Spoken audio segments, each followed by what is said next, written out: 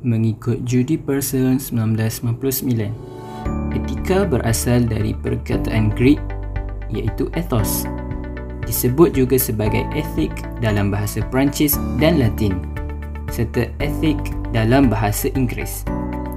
Etika ini merangkumi watak kepribadian, sifat, sikap, prinsip-prinsip moral yang mempengaruhi perwatakan dan sikap serta nilai-nilai yang diyakini oleh individu atau sesuatu kumpulan manusia. Kumpulan manusia ini dikatakan mempunyai hubungan dengan sikap dan sifat individu dalam sesebuah kumpulan masyarakat. Keadaan ini membolehkan mereka membezakan sesuatu tindakan sama ada betul atau salah, baik ataupun buruk. Konsep ekonomi terhadap etika Islam. Konsep ekonomi terhadap etika Islam pula adalah perbahasan tentang suatu perintah keadaan kepada penganut Muslim yang menuntut kepada perilaku akhlak ketika menjalankan jual beli. Perkataan akhlak ini juga merupakan istilah yang paling tepat untuk menjelaskan etika bagi seseorang Muslim. Mengikut Noresah Baharom pada tahun 2000, akhlak ditakrifkan sebagai satu sifat terpuji yang terhasil dari jiwa manusia yang juga sering dirujuk sebagai watak dan perwatakan, sifat dan kelakuan manusia. Manakala menurut Abu Hamid Muhammad Al-Ghazali dan Ibnu Miskawah menjelaskan bahawa akhlak adalah sifat semula jadi yang tertanam dalam diri setiap manusia. Ia akan menghasilkan tindakan secara spontan apabila manusia memberi reaksi kepada sesuatu perkara. Akhlak yang merupakan kombinasi seimbang di antara unsur-unsur kerohanian dan fizikal menjadi asas utama dalam pembentukan etika seseorang Muslim. Pelaksanaan nilai-nilai etika ini mestilah berdasarkan panduan daripada Al-Quran dan Sunnah, agar ianya dapat memberikan suatu bentuk pengukuran universal dan lebih luas terhadap sistem nilai yang sepatutnya diamalkan oleh semua manusia. Maka, tidak dapat tidak, pembentukan etika oleh penganut Islam dalam berekonomi sudah pasti bertitik tolakkan juga dengan pengamalan nilai-nilai akhlak yang dibawa oleh Nabi Muhammad sallallahu alaihi wasallam. Kesimpulannya, konsep hubungan dengan Allah Subhanahu wa taala, yakni hablu minallah, serta hubungan sesama manusia, yakni hablu minan nas, serta hubungan dengan alam sekitar mestilah selari ketika bermuamalah agar proses ekonomi yang terhasil mendapat keberkatan dan tiada keraguan. Justeru, video kami ini akan membawakan ulasan tentang etika dalam aktiviti ekonomi Islam berdasarkan Al-Quran dan Sunnah. Teruskan menonton. Menjauhi rasuah. Kedatangan Islam dinilai sebagai satu cara hidup yang selamat, menyeluruh, bahkan diyakini oleh sebahagian besar umat manusia dengan pensyariatan yang cukup sempurna. Ianya merangkumi aspek kepercayaan, kehidupan, muamalah, undang-undang serta penyempurnaan balasan bagi kesudahan kehidupan di dunia. Jual beli merupakan salah satu ibadat dalam Islam yang melengkapi sistem hidup mukmin dan juga sosial hidup masyarakat dunia. Secara amnya, jual beli juga dikenal pasti sebagai suatu bentuk tuntutan bagi kehidupan manusia sejagat.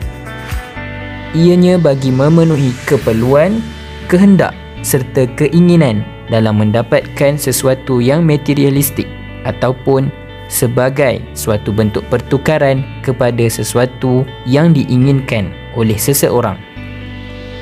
Bukan itu sahaja, jual beli juga memainkan peranan yang penting kepada pembangunan ekonomi suatu tempat.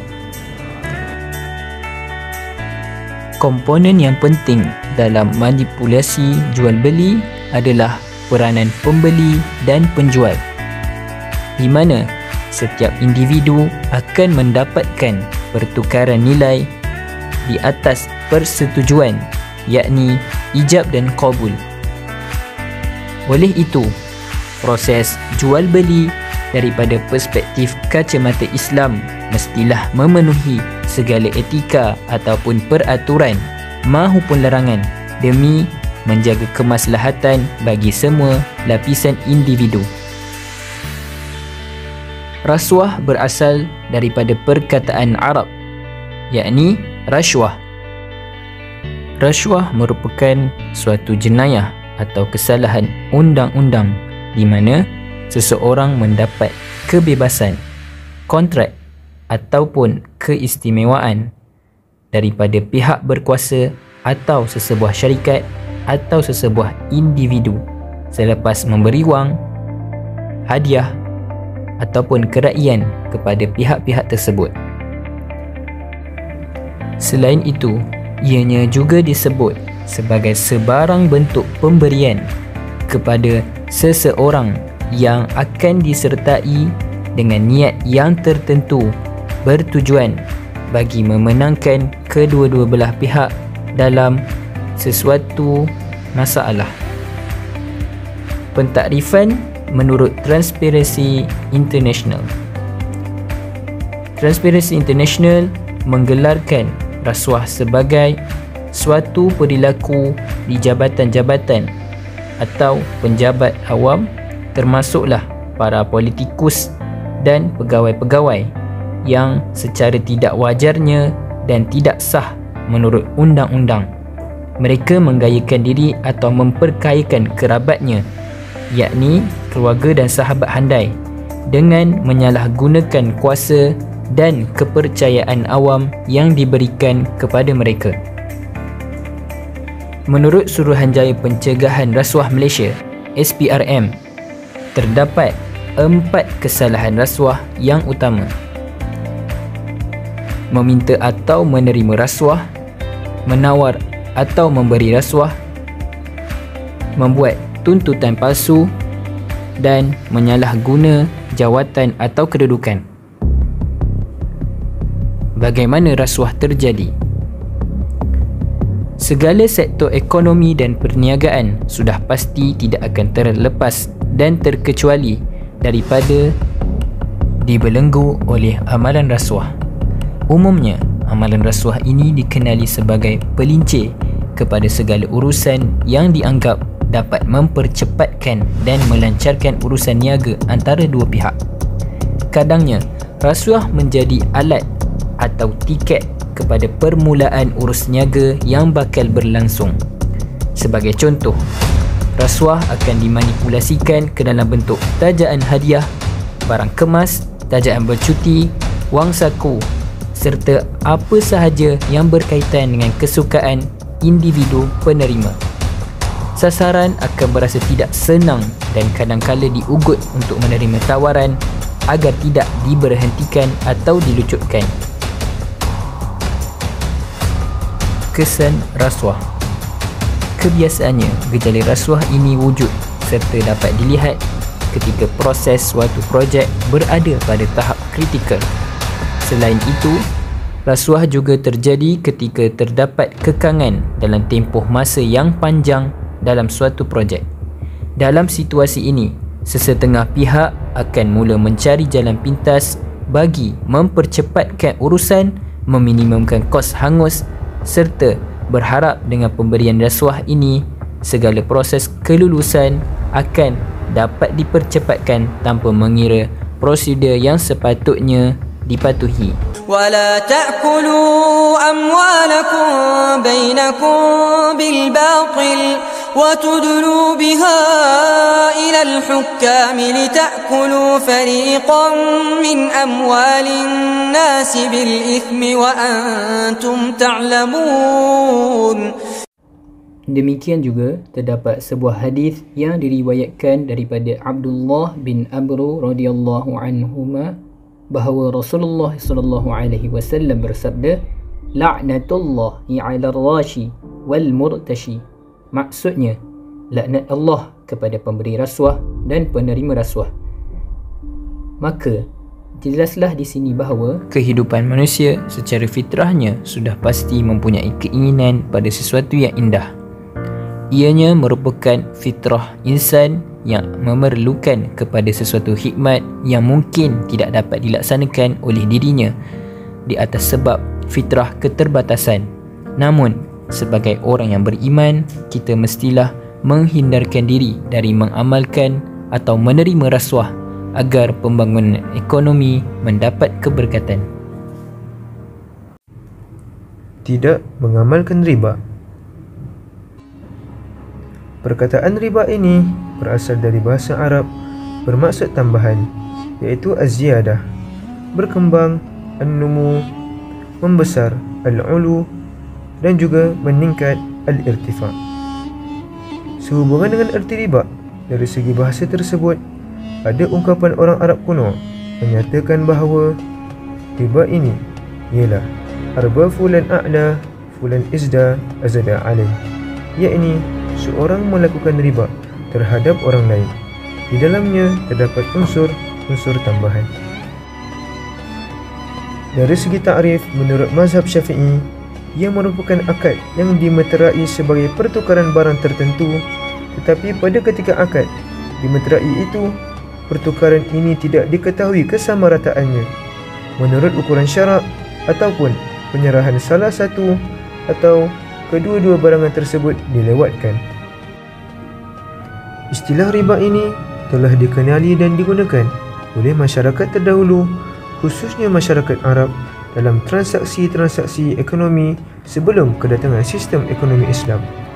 Akan tetapi pada zaman itu, riba yang berlaku merupakan aktiviti tambahan ekonomi dalam bentuk wang disebabkan oleh penundaan pelunasan hutang.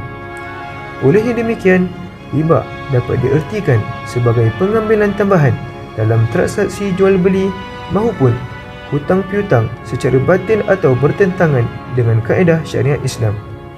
Oleh itu, inilah objektif utama bahawa sistem ekonomi Islam melarang keras perbuatan riba ini. Pelarangan dan pengharaman amalan riba ini tidak hanya dikenali dalam Islam sahaja, bahkan ia dikenali dalam agama lain juga. Dan pelarangan riba ini juga telah ada sejak sebelum kedatangan Islam yang datang menjadi agama yang menyempurnakan kehidupan masyarakat. Sebagai contoh, semasa zaman Yunani kuno, bangsa Yunani kuno merupakan bangsa yang mempunyai peradaban yang tinggi. Oleh itu, peminjaman wang dan memungut bunga adalah perkara yang dilarang keras. Ini tergambar pada beberapa pernyataan Aristoteles yang sangat membenci pembungaan wang, iaitu meminjamkan wang dengan bunga adalah sesuatu perkara yang rendah darjatnya. Sudah terang lagi kan bersuluh, kebanyakan agama telah menetapkan bahawa pelaksanaan riba adalah tidak wajar kerana ia bertentangan dengan etika dalam aktiviti ekonomi yang bukan sahaja mampu menjejaskan ekonomi, bahkan boleh menjejaskan atau memberi kesan buruk terhadap kehidupan seseorang individu. Dari aspek kehidupan, melalui sistem riba ini akan menyebabkan kos sara hidup akan terus meningkat dan mengakibatkan kehidupan seseorang individu menjadi lebih sukar. Sudah terang bahawa sistem ini bertentangan dengan konsep syariah dan juga Islam kerana ia membawa kepada kezaliman pada individu dan juga masyarakat. Seperti mana yang disebut dalam Al-Quran yang bermaksud, "Wahai hamba-Ku, sesungguhnya aku mengharamkan kezaliman atas diriku dan aku menjadikan kezaliman itu haram di antara kalian, maka janganlah kalian saling menzalimi." Seterusnya, dari aspek ekonomi, sistem riba ini boleh menjejaskan dasar fiskal ekonomi Islam. Dari aspek permintaan agregat, riba atau bunga ini dikenakan ke atas penghutang, yang mana ia akan menyebabkan pendapatan seseorang individu yang berhutang itu akan menurun. Hal ini kerana individu yang berhutang tersebut menghabiskan lebih daripada sebahagian daripada pendapatannya untuk membayar hutang dan bunga hutang itu. Oleh itu, ia dapat mengurangkan kecenderungan menggunakan sud dan purata secara agregat dalam ekonomi. Wang selebihnya tidak mungkin cukup untuk digunakan oleh golongan penghutang untuk membeli barang-barang keperluan asas. Impaknya, perkara ini menyebabkan penurunan kuasa beli mereka apabila mereka membelanjakan hasil pendapatan mereka dengan membayar hutang dan bunga hutang tersebut. Maka dengan itu, mereka tidak mampu meningkatkan permintaan terhadap barang-barang dalam pasaran. Dengan kecenderungan untuk menjimatkan sebahagian besar perolehan baki pendapatan untuk penggunaan dalam kehidupan. Penurunan kuasa beli boleh menjadi petunjuk kepada ketidakseimbangan ekonomi untuk negara. Secara tidak langsung, ia mengurangkan kesan rantaian terhadap sektor ekonomi yang lain. Permintaan pengguna yang berkurang ini akan membekukan pengeluaran dalam ekonomi. Di samping itu, pengurangan tahap penggunaan agregat akan menghasilkan permintaan yang tidak berkesan terhadap barangan keluaran dalam industri negara. Penurunan dalam permintaan akan mencegah penawaran oleh pengeluar, maka pengeluaran akan dikurangkan disebabkan oleh penurunan permintaan di dalam pasaran. Secara ringkasnya bahawa riba ini merupakan kegiatan eksploitasi dan tidak memakai konsep etika atau moral. Allah mengharamkan transaksi yang mengandung unsur ribawi. Hal ini disebabkan menzalimi orang lain dan adanya unsur ketidakadilan pada individu. Riba ini juga bukanlah sahaja memberi kepada individu, bahkan kepada sistem ekonomi sesebuah negara. Disebabkan itu, para ulama bersepakat dan menyatakan dengan tegas tentang pelarangan dan juga pengharaman riba dalam sistem ekonomi. Dalam hal ini mengacu pada kitabullah dan sunnah Rasulullah serta ijma' para ulama. Dan begitu juga dengan agama yang lain dalam melaksanakan pengharaman riba ini. وَأَحَلَّ اللَّهُ الْبَيْعَ وَحَرَّمَ الرِّبَا فَمَنْ جَاءَهُ مَوْعِظَةٌ مِّن رَّبِّهِ فَانْتَهَى فَلَهُ مَا سَلَفَ وَأَمْرُهُ إِلَى اللَّهِ وَمَنْ عَادَ فَأُولَئِكَ أَصْحَابُ النَّارِ هُمْ فِيهَا خَالِدُونَ. Pada dasarnya, segala yang tertulis di dalam Al-Quran dan juga hadis adalah suatu etika yang perlu diaplikasikan dalam kehidupan, khususnya dalam aspek ekonomi. Dalam aspek ekonomi Islam, ia merupakan sistem ekonomi syariah yang berdiri tegak pada asas-asas kebersamaan dan keadilan dalam mencapai tujuan. Terdapat satu prinsip yang melandasi praktik ekonomi Islam berdasarkan perbincangan ini, iaitu tidak mengamalkan sistem riba dalam melaksanakan aktiviti yang melibatkan ekonomi. Bersikap jujur dan tidak menipu. Dalam menjalani kehidupan yang aman dan harmoni, Islam telah menjadi agama serta panduan hidup manusia yang lengkap melalui Al-Quran dan sunnah Rasulullah SAW. Segala ajaran yang diturunkan tidak lain tidak bukan adalah untuk memastikan terjaganya kebajikan umat Islam sejagat. Justeru, antara perkara yang sangat ditekankan di dalam Islam termasuklah sikap kejujuran. Dalam era globalisasi ini, sifat jujur dalam kalangan masyarakat seluruh dunia, khususnya umat Islam, dilihat semakin pudar. Bukan sahaja itu, bahkan amalan menipu juga semakin menebal, seolah-olah ia telah menjadi sesuatu yang dinormalisasikan dalam kalangan masyarakat hari ini. Dalam menjalankan aktiviti ekonomi, semua orang mengharapkan hasil yang terbaik. Namun begitu, keinginan yang melampau dan tidak dijaga dengan batasan agama boleh menyebabkan banyak ruang-ruang kebatilan terbuka. Misalnya, keinginan seseorang untuk mendapatkan kekayaan yang melampau boleh menyebabkan mereka sanggup berfikir untuk melakukan apa sahaja demi mencapai hasil itu, walaupun terpaksa menipu orang ramai. Sebagai contoh, seorang usahawan kosmetik ingin menjual produk keluaran terbaharunya.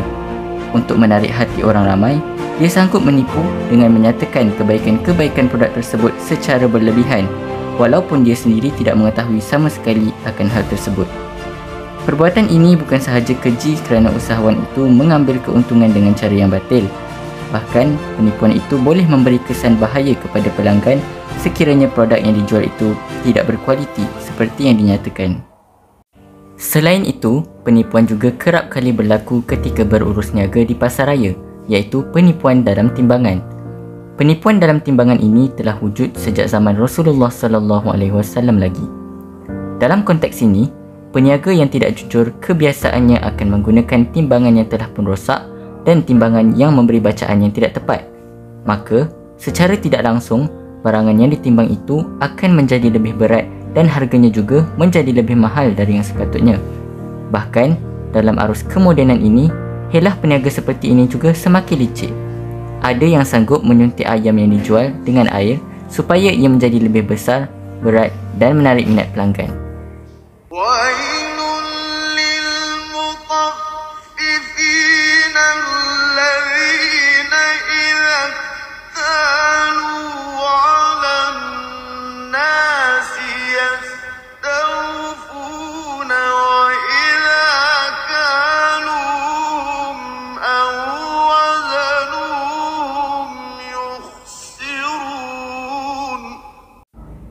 Sebagai seorang Muslim yang beriman, seharusnya kita bertakwa dan berasa takut dengan ancaman Allah Subhanahu Wa Taala terhadap golongan yang tidak jujur dalam urusan jual beli mereka, sebagaimana firman-Nya dari surah Al-Mutaffifin ayat 1 hingga 3. Justeru, Allah tidak akan membiarkan kejujuran seseorang berakhir dengan sia-sia. Sebagai ganjaran istimewa terhadap kejujuran yang diamalkan dalam aktiviti ekonomi ini, seseorang itu bukan sahaja mendapat keuntungan berupa wang ringgit, bahkan dia juga memenangi kepercayaan pelanggan. Yang paling penting sekali, mereka turut diberi keistimewaan secara khusus di akhirat kelak, sebagaimana hadis Nabi yang diriwayatkan daripada Rifa'ah radhiyallahu anhu. Maksudnya, suatu ketika dia keluar bersama Nabi SAW ke tempat sembahyang, lalu baginda ternampak orang ramai sedang berjual beli. Baginda bersabda, "Wahai para peniaga." Mereka menyahut panggilan Nabi SAW itu sambil menjenguk ke arah baginda. Nabi SAW bersabda, "Pada hari kiamat kelak, para peniaga akan dibangkitkan sebagai orang-orang yang jahat, kecuali orang yang takutkan Allah, berbuat baik dan jujur."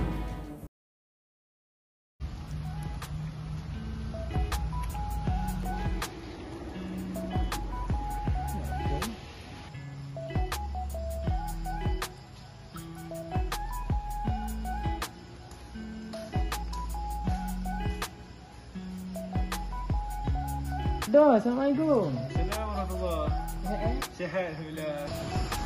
Abang, nak tanya lah. Apa dia tu? Kalau bab syubhah ni. Syubhah, okey. Syubhah ni yang apa yang saya boleh cakap adalah tentang ragu-ragu. Ragu-ragu. Okey, saya bagi contoh. Contoh saya bagi gula-gula kat awak. Gula-gula. Gula-gula kat awak. Sebenarnya. Lepas tu ada Amar datang, contoh kawan awak datang, Amar datang kat awak, dia kata gula-gula ni ada gizi, ada babi. Jadi apa perasaan awak macam tu? Awak nak makan ke tak? Rasa ragu-ragu kan? Itu yang namakan syubhah. Oh, maksudnya kalau dalam Islam yang halal tu jelas, yang haram pun jelas, ragu-ragu ni berada pada tengah-tengah.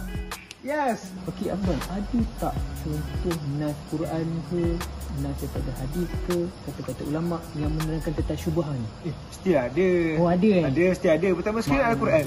Dalam surah Al-Baqarah pada ayat 172, Allah kata, A'udzubillahi minasyaitonirrajim, ya ayyuhalladzina amanu kulu min thayyibati ma razaqnakum.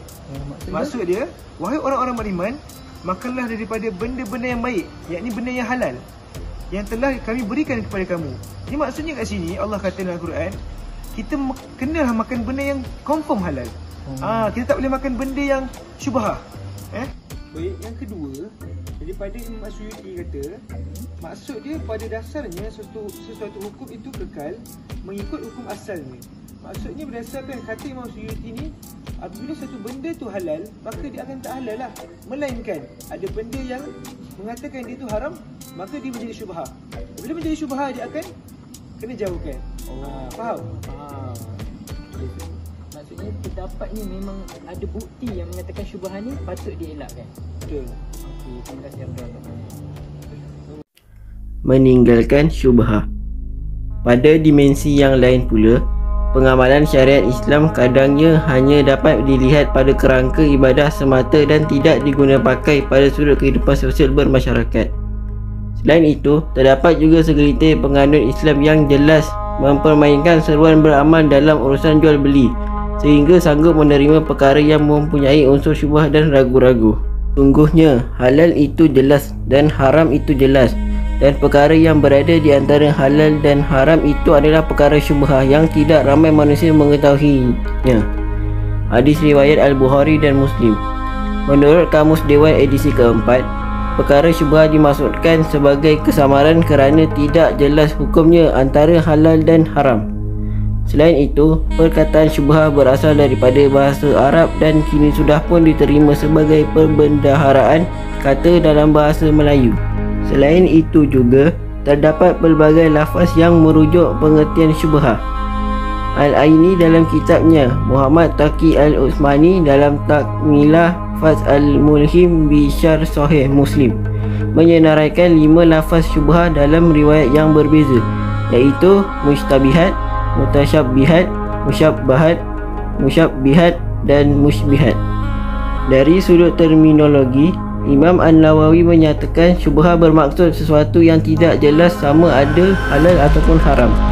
Oleh itu, dalam sesuatu urus niaga, kemungkinan wujud perkara syubhah yang melibatkan produk, kontrak perjanjian sewaktu jual beli, pelan barang dan perkhidmatan dan perkara lain yang berkaitan dengannya. Dalam sebuah hadis, Rasulullah SAW bersabda yang bermaksud, sesungguhnya jual beli itu berdasarkan konsep saling meredai, kerelaan kedua-dua pihak. Hadis riwayat Ibnu Majah. Islam melarang umatnya mengambil hasil daripada syubhah. Hal ini demikian kerana sekiranya hasil itu daripada sumbernya syubhah, maka semua hasil yang diperoleh dari syubhah akan bercampur dengan hasil yang halal. Sebagai contoh, seorang penjual buah mencampurkan antara buah yang elok dan tidak elok lalu menjualnya kepada pembeli. Ini adalah dikatakan sebagai contoh yang buruk kerana mencampurkan antara buah yang elok dan tidak elok dengan tujuan untuk mengawal keuntungan daripada hasil yang syubhah.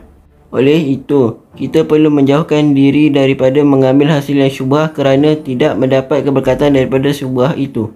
Firman Allah SWT dalam surah Al-Baqarah, dan janganlah kamu mencampakkan dirimu ke lembah kebinasaan. Allah SWT melarang kita daripada perkara yang syubhah kerana menjadi penghalang antara yang zahir dan batin.